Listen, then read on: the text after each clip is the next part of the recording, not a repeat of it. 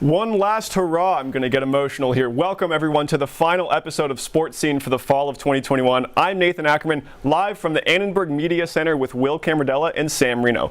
New head football coach Lincoln Riley did not wait long, making a splash, landing five-star quarterback Malachi Nelson. Here's Riley from Monday's press conference on recruiting in L.A. But I think it'll be incredibly important. We'll certainly not just limit ourselves to that. Because we want to go get the best wherever they're at, but I think there's also a realization that a lot of the best are right here. And what a tremendous advantage for us, for this program. Will, what do you make of Malachi Nelson's commitment? Well, this means that Lincoln Riley has gotten to work. That press conference just showed the night of that press conference, his first day as USC head coach, he's meeting with four-star running back Raleek Brown, trying to bring him over to Southern California. The next day, he gets the top quarterback in the 2023 high school class, not named Arch Manning. This is a huge upgrade for USC. Also, if you're Malachi Nelson, what coach would you rather play for than Lincoln Riley? If you take a look at what he did at Oklahoma with Baker Mayfield, taking him from a walk-on to a Heisman Trophy winner. Kyler Murray the next year, Heisman Trophy winner, both #1 overall draft picks. In fact, Oklahoma was the first program in the history of college football to produce two back-to-back Heisman Trophy winning quarterbacks in consecutive seasons. That's an amazing accomplishment. It's a perfect fit for Nelson. It's a perfect fit for USC, and this is really going to change everything. Absolutely, and it goes even deeper than quarterback. You look at some of the skill position players that have been sent to the NFL through Riley: Hollywood Brown, Orlando Brown, Mark Andrews, CeeDee Lamb, and dare I mention that OU defense, bringing over Alex Grinch, four-time Wills Award nominee. Just thought I'd add that in. You have late-round defensive backs in Trey Norwood and Trey Brown starting this season as rookies for the Seahawks and the Steelers. You sent Kenneth Murray to the NFL a year ago. There's some incredibly talented players that have come through this OU defense, despite some of the gaudy numbers that get put up in the Big 12. And you don't recruit based on winning national titles anymore. You don't pitch kids on having success in the Pac-12. You sell them on going to the NFL. And outside of Nick Saban, there's been nobody better at it than Lincoln Riley in the last 5 years.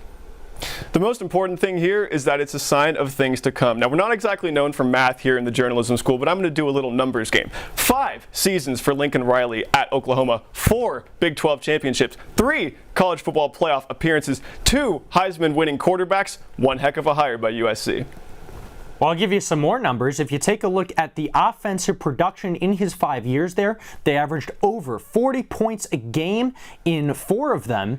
And his quote-unquote bad year offensively, they still averaged 38 points per game. This man is an offensive genius. He's produced at every level he's been.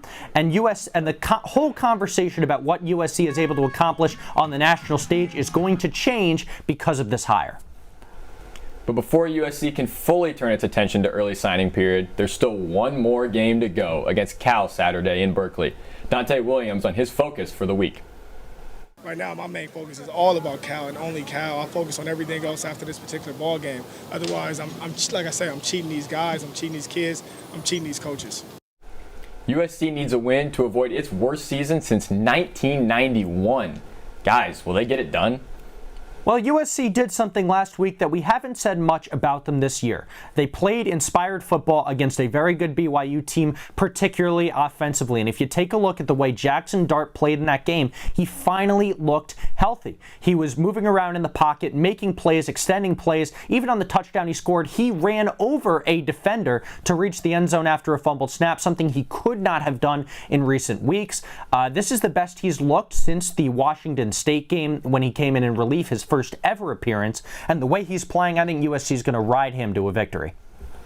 Will, the one thing you chose to leave out there is that this Cal team, not all that bad. They lost to Oregon by 7 points earlier this year. They took down Oregon State by 14. They've shown that they can hang with some of the more talented teams in the Pac-12. USC also, nothing to play for. No bowl game on the line. Yeah, they might be able to go 5-7 on the year. Who really cares? Also, this is going to be a tough environment for the Trojans. Yeah, they've been playing inspired football as of late, but that's a lot harder to do when you're going on the road, 8 p.m. game on Saturday night, when all the Trojan fans went up for the weekender 3 weeks ago when there wasn't a football game. It's going to be an all-Cal crowd, and Cal's going to get it done.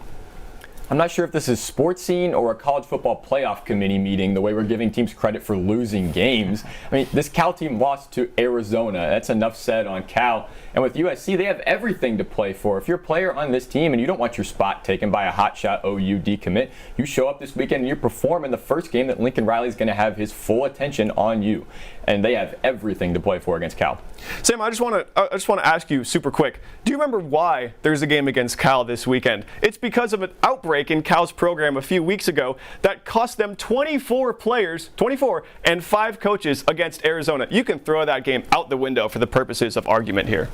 24 is almost near the number of consecutive games Arizona had lost going into that game. So the COVID situation can be left aside if you're asking me. Fair. In other surprising head coaching news, women's soccer head coach Keidane McAlpine is leaving USC for Georgia. Sam, as our resident soccer expert, tell us what might have drawn McAlpine to Georgia and what it means for the Trojans. Yeah, for Coach McAlpine, it's a new opportunity in a familiar place. He talked about going home and his dream of always being a head coach in the SEC. And he also spoke of Georgia's leadership, their energy, their commitment to the sport. And it's evident in the facilities they have there and the nice field that they have and the stands, and they have a real press box. And it's things that this USC program can't offer right now. And looking forward for the Trojans, it's a big hole you got to fill. He pulled in a top 5 recruiting class this year. Now all of them are going to have to turn to new leadership and learn a new system this year. He made the tournament in all 8 of his seasons here. He won the 2016 national championship. He came a point shy of winning the first ever outright Pac-12 title. And he's only the second coach in USC history to win Pac-12 Coach of the Year, doing it this year for the first time in program history since 1998. It's a massive hole to fill, and Mike Bones is going to have his hands full. No question. Big shoes to fill in that position for USC soccer. Now moving on, the USC men's basketball team will open up their Pac-12 schedule in just hours. The Trojans welcome in the Utah Utes to Galen Center tonight at 8:30, still undefeated. Sam, where do the Trojans line up in the Pac-12 right now? They line up at the top, no questions asked, and it's 2 words why. Boogie Ellis, 41% from 3 on almost 4 attempts a game. He's scored at least 17 in all but 2 games. He's a certified bucket getter and one of the most elite scorers in the country, dare I say it. And I think as this team finds their footing this season, he's going to get more touches. He's going to be bringing the ball up the floor, and they're going to find more flow in this offense through Boogie. And defensively, they just won a tournament championship game down in Anaheim against San Diego State by just shutting down that SDSU team, holding them to lower percentages from the field and scoring fewer points than CSUN did at home in their home opener. Look, this team is good for sure. They're definitely top 2 in the Pac-12, but they are 2. We've seen the Trojans struggle at points this year. Yeah, they might be 6-0, but they beat Temple by 5 points. They had to pull away late from Florida Gulf Coast. They had to pull away late from St. Joseph's. Dixie State gave them trouble in the middle of a game. We've seen this team sort of hit a few ruts. That might happen again in Pac-12 play. I don't think the Trojans are going to win the Pac-12.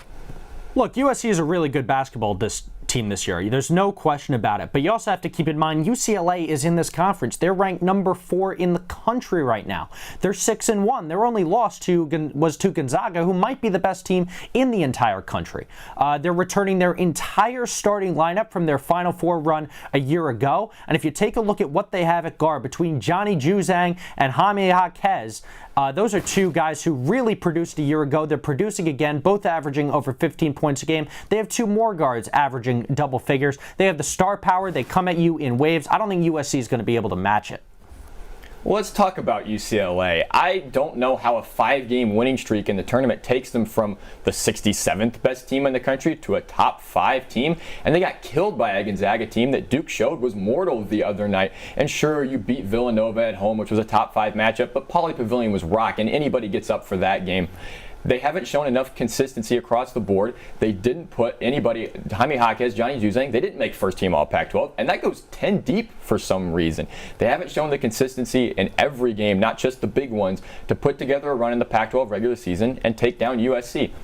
Well, those USC-UCLA games are going to be interesting for sure, but Pac-12 play starts tonight against Utah at 8:30. Thanks for tuning into Sports Scene today and all semester, everybody. One last time, make sure to follow us on Twitter at @AndMediaSports and find us on the web at uscannonburgmedia.com. For Will Camardella and Sam Reno, I'm Nathan Ackerman. See you next semester.